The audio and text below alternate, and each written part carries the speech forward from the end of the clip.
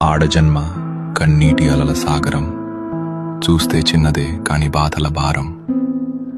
ప్రతి అడుగులోనూ పరీక్ష, ప్రతి చూపులోనూ నిరీక్షణ. ఆశల రెక్కలు కాలి, గుండెల్లో మూగవేదన.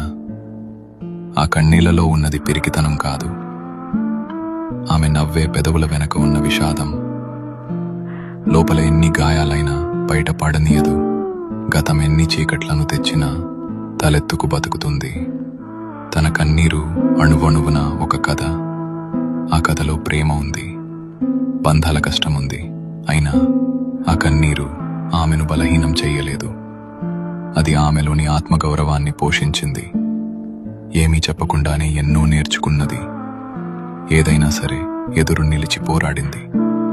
ఆమె బాధ ఆమెకు ఒక ఆభరణం, అది ఆమె గర్వం, ఆమె నిజమైన అందం.